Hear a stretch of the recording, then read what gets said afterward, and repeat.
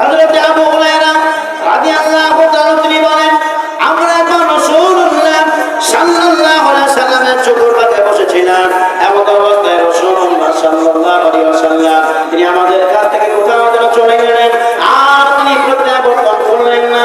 আমরা সব ভয় পেয়ে গেলাম, হয়তো রাসূলুল্লাহ সাল্লাল্লাহু আলাইহি ওয়াসাল্লাম দুশমনের হাতে গিয়ে পড়েছে। আমরা সবাই মিলে করলাম কি, সমস্ত সাহাবায়ে কেরামদেরকে উঠিয়ে নিলাম। বলো সাহাবায়ে কেরাম তোমরা উঠে দাঁড়াও। সমস্ত সাহাবায়ে কেরাম উঠে দাঁড়ালেন আর বললেন, ও সাহাবায়ে কেরাম ভাইরা, তোমরা রাসূলুল্লাহ সাল্লাল্লাহু আলাইহি ওয়াসাল্লামকে খোঁজার জন্য বের হয়ে যাও। আবু হুরায়রা বলেন, সমস্ত সাহাবায়ে কেরাম সমস্ত সাহাবা ভাইরা তারা নবীজিকে খোঁজার জন্য চতুর্দিকে ঘুরতে লাগলো, চতুর্দিকে ছড়িয়ে পড়লো।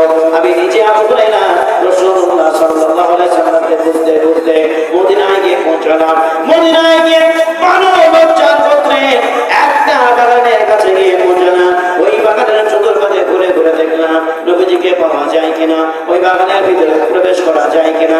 কিন্তু খোদার কসম করে বলি, ওই বাগানের ভিতরে প্রবেশ করার মতো একটাও রাস্তা খুঁজে পেলাম না।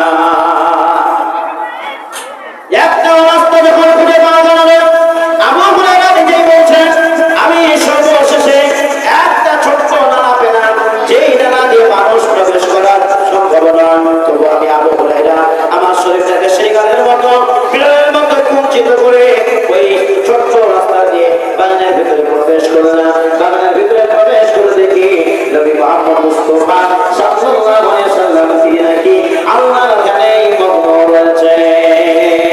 আমি পাশে দাঁড়িয়ে গেলাম, রাসূলুল্লাহ সাল্লাল্লাহু আলাইহি ওয়াসাল্লাম তিনি বললেন, কে আবু হুরায়রা নাকি? আমি বললাম, ইয়া রাসূলুল্লাহ হাবিবাল্লাহ, আমি আবু হুরায়রা। আল্লাহ রাসূল বলেন, কেন এসেছো, কি খবর বলো। আবু হুরায়রা বলেন, ইয়া রাসূলুল্লাহ হাবিবাল্লাহ, আপনি আমাদের কাছে ছিলেন, অনেকক্ষণ পর্যন্ত কথাবার্তা বলেছেন, কিন্তু এমন এক সময় আপনি চলে এসেছেন, আমাদের দিলে বড় ভয় লেগে গেছে। হয়তো আপনার প্রতি কোনো দুশমন আক্রমণ করেছে। আপনাকে খোঁজার জন্য সাহাবায়ে কেরামগণ চতুর্পাশে ছুটে চলেছে। আপনাকে খুঁজতে খুঁজতে আমি আপনার কাছে এসে পৌঁছেছি। রাসূলুল্লাহ সাল্লাল্লাহু আলাইহি ওয়াসাল্লাম বললেন, ঠিক আছে, তাহলে এক কাজ করো, আমি যদি আর এখনো পর্যন্ত জীবিত আছি, ওই সাহাবায়ে কেরামদের অন্তরে যে ভয় ঢুকে গেছে, এই ভয়টা তুমি দূর করে দাও, আর তুমি তার প্রমাণ সহ একটা জিনিস তুমি নিয়ে যাও। আল্লাহ রাসূল বললেন কি? আল্লাহ রাসূল সাল্লাল্লাহু আলাইহি ওয়াসাল্লাম বললেন, ইযহাব বিনা আলাইয়া হাতাইনি ফামান লাকিতা মিন ওয়ারাই হাদাল বাইতি ইয়াশহাদু আন লা ইলাহা ইল্লাল্লাহু মুস্তাইকিনান বিহা কলবুহু ফাবাশশিরহু বিল জান্নাহ। আবু হুরায়রা বললেন, হে আবু হুরায়রা, তুমি আমার পায়ের জুতো নিয়ে চলে যাও, আর বাগানের বাইরে যার সঙ্গে তোমার সাক্ষাৎ হবে, যার সঙ্গে তোমার মুলাকাত হবে, ওই বান্দাকে বলবা রাসূলুল্লাহ সাল্লাল্লাহু আলাইহি ওয়াসাল্লাম দুনিয়ার মধ্যে এখনো পর্যন্ত সহিহ সালামতে জিন্দা আছে, জীবিত আছে, আর তার প্রমাণ সহ আরেকটা জিনিস তিনি আমাদেরকে দিয়েছেন, তার এই পাদুকায় দিয়েছেন। আর পাদুকায় দিয়ে তিনি বলেছেন, যার সঙ্গে মুলাকাত হবে, যে বলবে লা ইলাহা ইল্লাল্লাহ, কেউ যদি একদিনের সে অন্তরে লা ইলাহা ইল্লাল্লাহ স্বীকার করে নেয়, আল্লাহ ছাড়া কেউ নয়, এই কথা বিশ্বাস করে নেয়, আল্লাহ রাসূল সাল্লাল্লাহু আলাইহি ওয়াসাল্লাম বলেছেন, ওই বান্দাকে জান্নাতের খুশির সংবাদটাও দান করে দেবে। অর্থাৎ কেউ যদি লা ইলাহা ইল্লাল্লাহ পড়ে, তাকে জান্নাত দেওয়া হবে, এই কথাটা তুমি জানিয়ে দিবা। হযরত আবু হুরায়রা বলেন কি, নবী সাল্লাল্লাহু আলাইহি ওয়াসাল্লামের সুতো পালক দুটো নিয়ে চলে আসছেন, বাগানের বাইরে তিনি বেরিয়ে গেলেন। বাগানের বাইরে যেমনই বেরোলেন, একজন সাহাবার সঙ্গে সাক্ষাৎ হয়ে গেল। ওই সাহাবার কেউ না, যে সাহাবাদের বীর সৈনিক, তার নাম হলো হযরত ওমর ফারুক। হযরত ওমর ফারুকের সঙ্গে দেখা হলো। ওমর ফারুক জিজ্ঞাসা করলেন, আবু হুরায়রা, তোমার হাতে ওটা কি? কি বলো? আবু হুরায়রা বলে, এটা হচ্ছে নবীজি সাল্লাল্লাহু আলাইহি ওয়াসাল্লামের পদকদ্বয়, পায়ের জুতো মোবারক। আবু হুরায়রার কথা শুনে ওমর ফারুক তিনি বলছেন, কেন, কি ব্যাপার, পদকদ্বয় নিয়ে এসেছো? আবু হুরায়রা বলেন, ওমর ফারুক, আল্লাহ রাসূল পদকদ্বয় দিয়ে বলেছেন, বাড়ি বাগানের বাইরে যার সঙ্গে মুলাকাত হবে, তাকে বলবে লা ইলাহা ইল্লাল্লাহ পড়ে নেবে। কেউ যদি একদিনের শহীদ বিশ্বাস লা ইলাহা ইল্লাল্লাহ পড়ে, তাকে জান্নাত হবে, জান্নাতের খুশির সংবাদটা তাকে দান করবে। ওমর ফারুক, আজ থেকে তুমিও জেনে রাখো, লা ইলাহা ইল্লাল্লাহ পড়লে জান্নাত কিভাবে? কথা বল না কিভাবে জান্নাত পাবে। যেমন এই কথা বলা তেমনি উমরে ফারুক আবু হুরায়রার বুকে একটা থাপ্পড় দিলেন। কে বললো লা ইলাহা ইল্লাল্লাহ বললে জান্নাত পাওয়া যায়, খুশি সংবাদ দেওয়া হয়? কে বললো এই কথাটা? আবু হুরায়রা উমর ফারুকের রাদিয়াল্লাহু তাআলা হাতের মার খেয়ে তিনি মাটিতে পড়ে গেলেন। মায়ের চোটে তিনি কান্না করতে করতে বলেন, এই আদেশ আমার নবী মুহাম্মদ রাসূলুল্লাহ সাল্লাল্লাহু আলাইহি সাল্লাম দিয়েছেন। কে দিয়েছেন? কে আদেশ দিয়েছেন? রাসূলুল্লাহ সাল্লাল্লাহু আলাইহি সাল্লাম বলেছেন। উমর ফারুক বলেন, তাহলে চলো রাসূলুল্লাহ সাল্লাল্লাহু আলাইহি সাল্লামের কাছে যাওয়া যাক। এবার আবু হুরায়রা কান্না করতে করতে ওই বাগানে আবার তিনি প্রবেশ করলেন। এদিকে উমর ফারুক তিনিও তার পেছনে আবু হুরায়রার পেছনে তিনিও চলতে লাগলেন। দুইজন মিলে বিশ্ব নবী মুহাম্মদ রাসূলুল্লাহ সাল্লাল্লাহু আলাইহি সাল্লামের দরবারে তিনি পৌঁছে গেলেন। ওই বাগানে পৌঁছে যাওয়ার পর রাসূলুল্লাহ সাল্লাল্লাহু আলাইহি সাল্লাম তিনি জিজ্ঞাসা করলেন, ওমর কেন এসেছো? আবু হুরায়রা, কি ব্যাপার, তোমার চোখের পানি কেন? আবু হুরায়রা, তোমার চোখের পানি কেন? তোমার চোখে তো পানি ছিল না। এর পূর্বে তুমি যখন গেলে আস্তে বুঝতে হাসিতে খুশিতে তোমার চোখে আনন্দ ছিল, তোমার মুখে হাসি ফুটছিল, আর এখন তুমি আবার ফিরে এসেছো, তোমার চোখে কান্না কেন? বলো, কে মেরেছে তোমার? কি হয়েছে তোমার? আবু হুরায়রা বলেন, ইয়া রাসূলুল্লাহ, হাবিবাল্লাহ, আপনার আদেশ পালন করতে গিয়ে আপনি যে আদেশটা দিয়েছেন, আদেশ যখন আমি ওমর ফারুকের সঙ্গে দেখা করি, ওমরকে যখন আদেশটা বলি, এই কথা যখন বলি, ওমর ফারুক এই কথা শুনে আমাকে মেনেছে, যার কারণে আমার চক্ষু দিয়ে পানি প্রবাহিত হচ্ছে। বিশ্বনবী জিজ্ঞাসা করলেন, এই ওমর, বলো আবু হুরায়রাকে তুমি মেরেছো কেন? হযরত ওমর ফারুক রাদিয়াল্লাহু আনহু তিনি বলেন, ইয়া রাসূলুল্লাহ, হাবিবাল্লাহ, আপনি কি সত্যি কথা বলেছেন যে লা ইলাহা ইল্লাল্লাহ বললে জান্নাত পাওয়া যায়? রাসূলুল্লাহ সাল্লাল্লাহু আলাইহি ওয়াসাল্লাম বলেন, হ্যাঁ, আমি এরকম খুশি সংবাদ দিয়ে আবু হুরায়রাকে প্রেরণ করে দিয়েছিলাম। ওমর ফারুক বলেন, ইয়া রাসূলুল্লাহ, হাবিবাল্লাহ, খোদার কসম করে বলি, এরকম আদেশ আপনি করবেন না, এরকম উপদেশ আপনি করবেন না। আমার মনে ভয় হয় ওই সমস্ত সর্বসাধারণ মানুষের জন্য, জনগণের জন্য আমার বড় ভয় হয়, যারা আপনার একটা কথার উপরে তারা চলবে, ভিতরে প্রবেশ করার কেউ চেষ্টা করবে না, শুধু মানে মতলবটা জানবে, বলবে লা ইলাহা ইল্লাল্লাহ বললে জান্নাত পাওয়া যায়, এই কথার প্রতি তারা থাকবে, অটল থাকবে, আর তারা ভিতরে কোনো আমল করার চেষ্টা করবে না, অর্থাৎ নামাজ পড়বে না, রোজাও রাখবে না, হজ করবে না, যাকাত দেবে না, ভালো আমল করবে না, আল্লাহকে যারা ডাকবে না, একটাই কথা বলবে, মরণের পূর্বে যদি একবার লা ইলাহা ইল্লাল্লাহ পড়তে পারি তাহলে জান্নাত পেয়ে যাব। ইয়া রাসূলুল্লাহ, হাবিবাল্লাহ, আপনি যে আদেশ দিয়েছেন এরকম আদেশ আপনি দেবেন না, বরং এরকম আপনি আদেশ করুন, ও উম্মতের মুসলমানেরা, আমার উম্মতের দল তোমরা শোনো, যে লা ইলাহা ইল্লাল্লাহ পড়ছো তাদের জন্য শর্ত হলো তুকিমুস সালাতা, শুধুমাত্র লা ইলাহা ইল্লাল্লাহ পড়ে জান্নাত পাবে না, তার মধ্যে শর্ত এক নম্বর, তুকিমুস সালাতা, ইবাদতের নামাজ কায়েম করতে হবে, নামাজ কায়েম করতে হবে, ও দুনিয়া যাকাত প্রদান করতে হবে, ও তাসুমা রমজানা, রোজা মাস আসলে রোজা রাখতে হবে, ও তাহুজ্জাল বাইতা, হজের মাস আসলে হজে যেতে হবে, ইনিস্তাতা ইলাইহি সাবিলা, যদি তোমার সাধ্য থাকে তবেই তুমি হজে যাবে। এই কথাটা যখন বলা হলো, আল্লাহ রাসূল সাল্লাল্লাহু আলাইহি সাল্লাম যখন পরিপূর্ণ কথাটা বলে দিলেন আর বললেন, এরই নাম হলো পূর্ণাঙ্গ ইসলাম। এবার আপনারা সেই হাদিসের দিকে চলে যান, যে হাদিসটার নাম হাদিসে জিবরিল, মুসলিম শরীফে মুকাদ্দামার পরে হাদিসটি বর্ণিত। চলুন সেই জায়গায় যাওয়া যায়। হযরত জিবরাইল জিজ্ঞাসা করেছেন, ইয়া রাসূলুল্লাহ, হাবিবাল্লাহ, প্রকৃত লোকে মুসলমান কারা? ইসলামের সঙ্গে কি? ইসলাম কাকে বলা হয়? আল্লাহ রাসূল বলেছেন এই পাঁচটি কথার নাম, কিন্তু আজকে মুসলমান এবার জানুন তো, আমরা নিজেরাই মুখে বলি আমরা মুসলমান, কিন্তু আমাদের মুসলমানের ভিতরে নাম সাক্ষ্য, নাম মাত্র আমরা মুসলমান থাকলাম, আমরা দিবারাত্রি অনেকে নামাজ পর্যন্ত কায়েম করতে পারলাম না। নামাজ পড়ার কথা, নামাজ ছেড়ে দেন, নামাজ পড়েন না, কিন্তু আপনি কলমা করে ভরসা করে বসে আছেন, এই কলমার কতটুকু ওজন আপনি আপনার কাছে রেখেছেন একবার ভাবুন তো। আমার কথা শুনলে আপনার রাগ হবে, আমার কথা শুনলে আপনার দুঃখ হবে, আমার কথা মুসলমান হয়ে আপনি বলেছেন লা ইলাহা ইল্লাল্লাহ, আল্লাহ ছাড়া কেউ নাই, কেউ নাই। এবার আপনি আপনার বুকে হাত দিয়ে ভাবুন, আপনার বুকে হাত দিয়ে একবার পরিষ্কার করে চিন্তা ভাবনা করুন তো, এই লা ইলাহা ইল্লাল্লাহ পাওয়ারটা, তার শক্তিটা, তার ওজনটা আপনি বজায় রেখেছেন না কতল করেছেন? অনেক মুসলমান আছি আমরা কোরআনের সব সূরা জানি না, ছোটখাটো সূরা জানি, তার চাইতে সূরা ফাতিহা এমন কোন মুসলমান নাই এটা আমরা জানি না, এমনটা হতে পারে না। সবাই আমরা জানি এই সূরার ভিতরে একটা আয়াত আছে। কি আয়াত? আমরা যখন নামাজের মধ্যে দাঁড়াই বলি আমরা ইয়াকা নাবুদু ওয়া ইয়াকা নাস্তাইন, আছে কি নাই? আছে কি নাই? ইয়াকা নাবুদু ওয়া ইয়াকা নাস্তাইন। এই মুসলমানেরা, আমরা আল্লাহ রাব্বুল আলামিনের কাছে বললাম, ও আল্লাহ রাব্বুল আলামিন, নামাজে দাঁড়িয়ে দাঁড়িয়ে, মসজিদে কাতারে সবে দাঁড়িয়ে দাঁড়িয়ে বললাম, ও আল্লাহ তাআলা, আমরা শুধুমাত্র তোমার বন্দেগী করি আর সাহায্য প্রার্থনা চাইলে তোমার কাছে চাই। তাহলে মুসলমান, তোমরা কেন আজ থেকে এই লা ইলাহা ইল্লাল্লাহর পাওয়ার দেখে আল্লাহ ছাড়া অন্য জায়গায় কেন তোমরা চলে যাও? কেন তোমরা দুঃখের জন্য, সুখের জন্য কার কাছে দৌড়ো? আল্লাহ রাব্বুল আলামিন কোরআনে কারিমে বলে দিয়েছেন, বান্দারে, তোমরা আমাকে যেখানে ডাকবে আমি তোমাকে সাড়া দেব। যাকে তুমি ডাকতে যাচ্ছ সে কোনোদিন সাড়া দেবে না।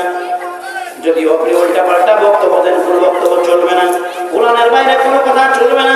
আমি একটাই কথা বলেছিলাম, কোরআনের বাইরে কথা বলি না। এবার আসুন আল্লাহ রাব্বুল আলামিন বলেন কি, ফাকুরুনি আকুরুকুম ওয়াশকুরুনি ওয়ালা তাকফুরুন। বান্দারা আমাকে স্মরণ করো, আমি আল্লাহ তাআলা তোমাদের স্মরণ করব। ওয়াশকুরুনি, আমার শুকরিয়া আদায় করবে। ওয়ালা তাকফুরুন, আমার নাফরমানি তুমি কখনোই করবে না। আল্লাহ তাআলা স্মরণটা আমরা কতটুকু আনি? কখন আমরা আল্লাহ তাআলাকে স্মরণ করি? আল্লাহ তাআলাকে স্মরণ করতে গিয়ে অন্য জায়গায় আমরা হাত বানিয়ে দিলাম, এই মুসলমান ইশারা দিয়ে দিলাম, একটু উদাহরণ দিলাম, আর নিচে নামতে চাই না। অনেক মুসলমান দুঃখ করে, রাগ করে, ঘোষণা করে, এই কথার প্রতি কষ্ট পায় না। আপনাদেরকে কষ্ট দিতে চাই না, আপনার উদাহরণটা বুঝে নেন। আল্লাহ ছাড়া, আল্লাহ ব্যতীত কারো কাছে মাথা নত করা যাবে না। আল্লাহ ছাড়া কারো কাছে কোনো জিনিস আপনারা চাওয়া যাবে না। আল্লাহ ছাড়া সুখ দুঃখের মালিক একমাত্র আল্লাহ রাব্বুল আলামিন। কারো কাছে গিয়ে প্রার্থনা করা যাবে না। প্রার্থনা যদি করতে হয়, সন্তান যদি চাইতে হয়, সুখ যদি চাইতে হয়, দুঃখ থেকে মুক্তি যদি পেতে হয়, অসুখ থেকে মুক্তি যদি পেতে হয়, আপনি সুখী যদি হতে চান, আল্লাহ রাব্বুল আলামিন বলেন, জান্নাত যদি পেতে চাও, জান্নাতের আশা করো, দুজক থেকে মুক্তি পেতে চাও, কারো কাছে চেও না। একমাত্র আমি আল্লাহ রাব্বুল আলামিন তোমার জন্য আছি। তুমি যেখানে ডাকবা, যখন ডাকবা, আমি আল্লাহ রাব্বুল আলামিন তোমার কাছে আছি। কত কাছে আছে জানেন? জানেন না? তাও কোরআন খুলে বলে দিচ্ছি আপনাদেরকে, আল্লাহ আমাদের কত কাছাকাছি আছে। কেউ বলে 7 আসমানের উপরে, কেউ বলে আল্লাহকে দেখতে পাই না, কেউ বলে কত দূর আছে নিজেও জানি না। কিন্তু আল্লাহ তাআলা বলে, বান্দারে জানতে হবে না। কোরআন খুলে দেখো, কোরআনে বলে দিলাম আমি তোমাদের কত কাছাকাছি আছি, কতটা দূরে আছি। তুমি আমাকে ডাকবে, আমি তোমাদের শুনতে পাবো না। পাবো কি পাবো না, কোরআন খুলে দেখবা। সূরা কফ 26 পারা, আল্লাহ রাব্বুল আলামিন বলেন, নাহাবু ওয়া করাবু ইলাইহি মিন হাবলিল ওয়ারিদ। বান্দারে, একটা কথা তোমরা ভালো করে শুনে রাখো, আমি আল্লাহ রাব্বুল আলামিন তোমাদের এতটাই নিকটবর্তী আছি, যেমন তোমার মাথার সঙ্গে সারা থেকে ঘাট পর্যন্ত বা ঘাট থেকে মাথা নিচে পর্যন্ত যতটা রগ তোমার শরীরে, যতটা শরীর নিকটবর্তী আছে, কাছাকাছি আছে, দেহের সঙ্গে যতটা আপনার রগ মিশ্রিত আছে, যত কাছাকাছি আছে, ওই রগের চাইতেও আল্লাহ রাব্বুল আলামিন বলেন, তার চাইতে আমি তোমাদের নিকটবর্তী আছি। জোরে বলুন সুবহানাল্লাহ।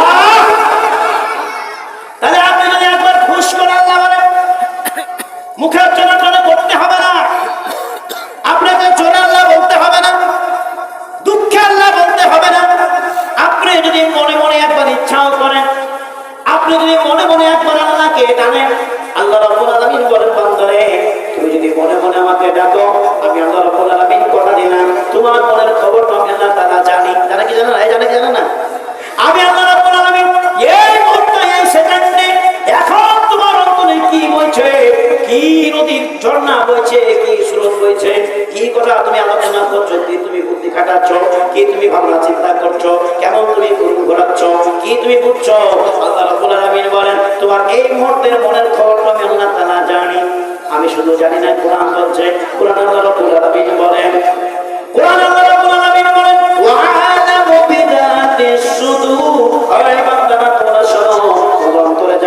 চলে, আমি আল্লাহ রাব্বুল আলামিন তোমার অন্তরের খবরটাও জানি। তাহলে মুসলমান অন্তর অন্তর যদি আল্লাহকে ডাকে, আল্লাহ রাব্বুল আলামিন আমাদের ডাকে সাড়া দিবেন কি দিবেন না বলুন? দিবেন কি দিবেন না বলুন? দিবেন না? আল্লাহকে ডাকতে হলে কোথাও আপনাকে ধরতে হবে না। আল্লাহ তাআলা আমার কাছে আছে, সব আল্লাহ রাব্বুল আলামিন কোরআনে কারিমে বলে দিয়েছেন। ওটা আপনার দূরে যাব না, আর বেশি লম্বা চড়া করতে যাব না, যেহেতু সূরা আহজাবের 35 নম্বর আয়াতের তাফসীর করতে গেলে ঘন্টার পর ঘন্টা কাটবে। আমি কথা দিচ্ছি, ঘন্টার পর ঘন্টা কাটবে। অনেক ঘন্টা নয়, এখনো অনেক কথা ছিল, আমার সময় শেষ হয়ে গেল, কিন্তু আমি তো বলবো না। আমি যতটুকু কথা আছে ততটুকু আপনার কাছে বলবো, সময় না পেলে বলবো না, আর আপনার কাছে এটাও বলবো না।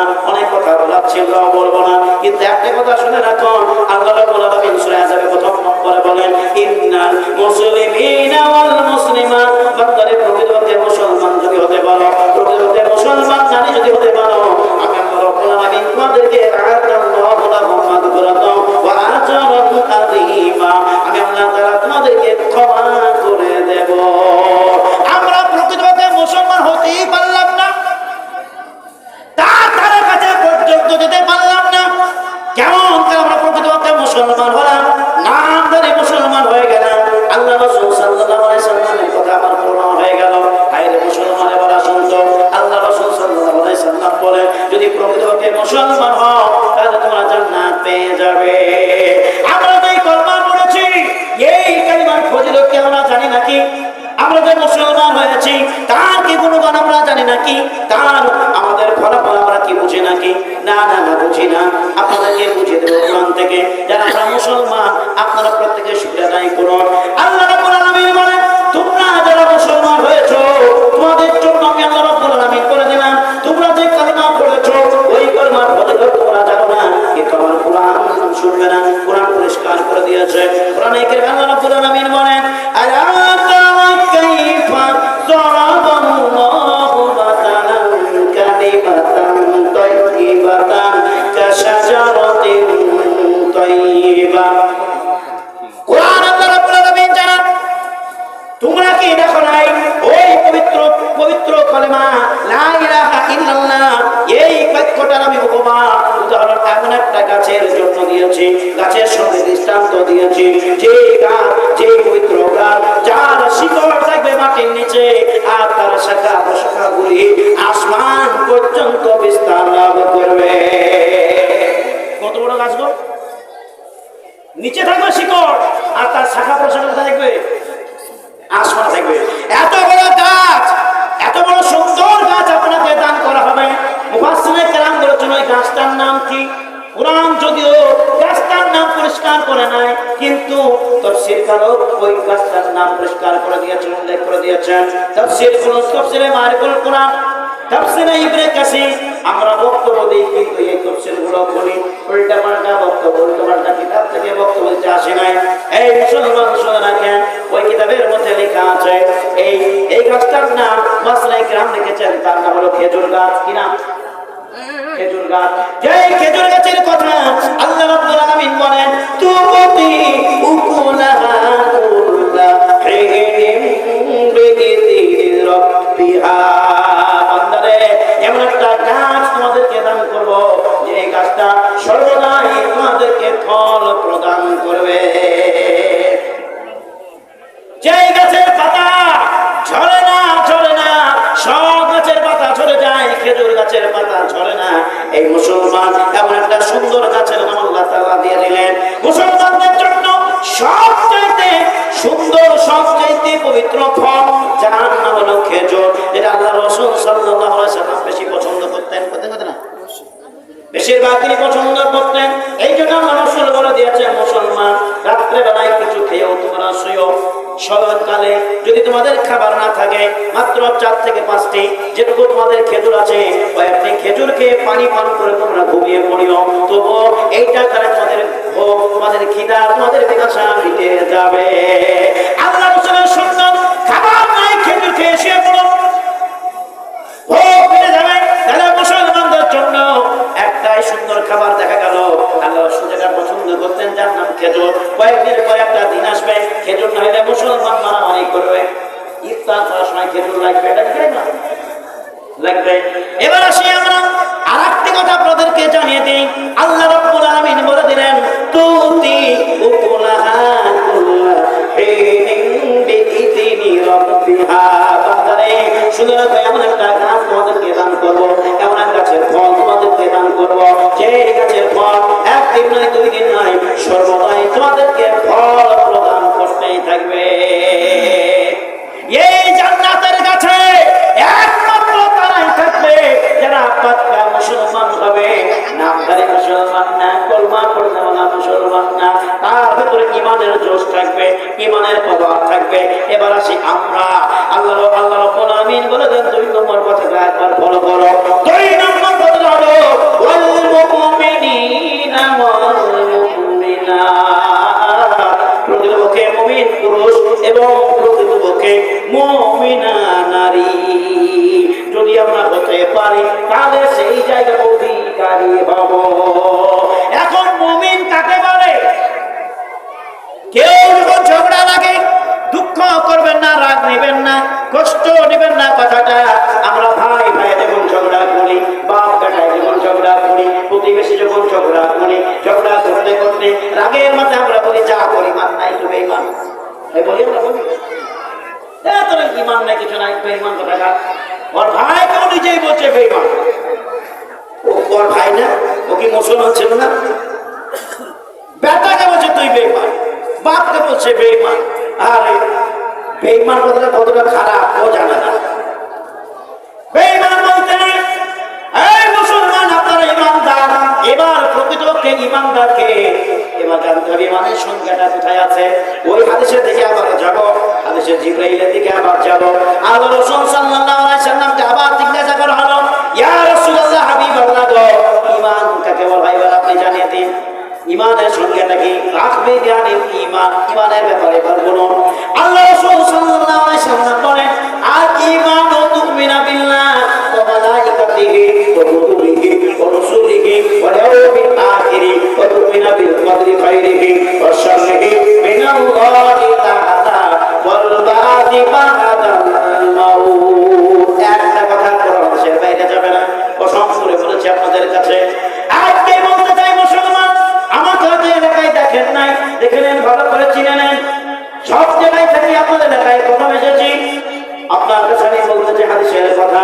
আল্লাহ রাসূল সাল্লাল্লাহু আলাইহি সাল্লাম বলে দিলেন, আর ঈমান, ঈমান ওকে বলা হয় তুমিনা বিল্লাহ ওয়া মালাইকাতিহি ওয়া কুতুবিহি ওয়া রুসুলিহি ওয়াল ইয়াউমিল আখির ওয়া তুমিনা বিল কদরি খাইরিহি ওয়া শাররিহি মিনাল্লাহি তাআলা ওয়াল বা'দি বা'দাল মাউত।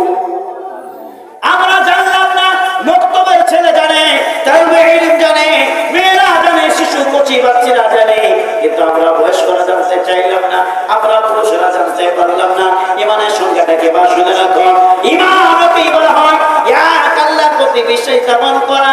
2 নম্বর আল্লাহ তাআলা যত রাসূল গ্রহণ করেছেন সমস্ত পয়গম্বরদেরকে বিশ্বাস করে নেওয়া। ফেরেশতা মণ্ডলীও সৃষ্টি করেছেন, সমস্ত ফেরেশতাদেরকে বিশ্বাস করে নেওয়া।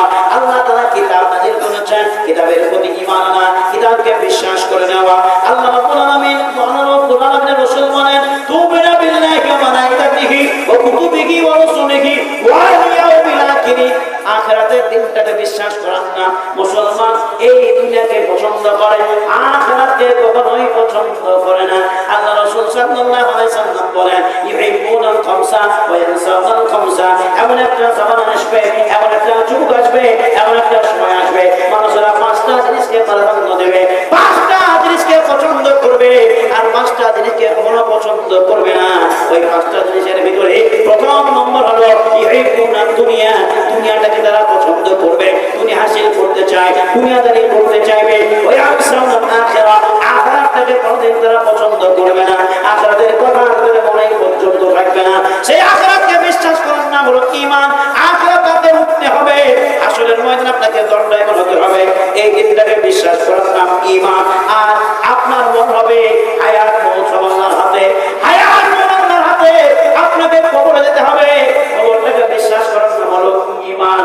আর সবচেয়ে বড় কথা হলো আপনার ভাগ্যে ভালো মন্দ, সুখ দুঃখ, আপনার দুঃখ বেদনা, গরিবী গরিবী, বড় কি যা কিছু আছে, সব ভালো মন্দর মালিক একমাত্র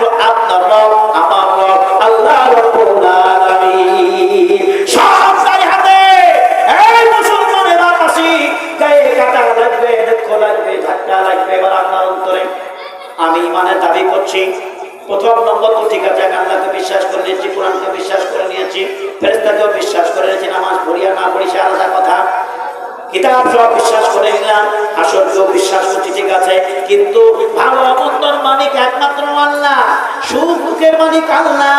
আপনি কোনোদিন বড় হতে পারবেন না। আল্লাহ তাআলা যদি আপনাকে ধনী না করে, পৃথিবীর সারা পৃথিবী আপনার পায়ে পায়ে ফেলে আপনি বড় হবেন না।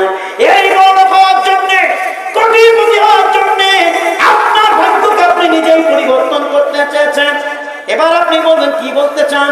আমি বলতে চাই কোরআনের কথা, কোরআনের কথা বলতে চাই। এবার আসুন হাদিসের কোরআনে ফিরিয়ে নিন। আল্লাহ রাসূল বললেন ভালো মন্দের মালিক, ভাগ্যের মালিক আল্লাহ রাব্বুল আলামিন। আপনি আপনার নিজের ভাগ্যের মালিক, আপনি নিজে আপনার ভাগ্যকে আপনি নিজেই পরিবর্তন করতে পারবেন না। আরে মুসলমান, আপনাকে আল্লাহ তাআলা যদি গরিব করে রাখেন, আপনি গরিব থাকবেন। আল্লাহ তাআলা চাইলে আপনাকে বড় করে দিতে পারে, করে কি পারে না?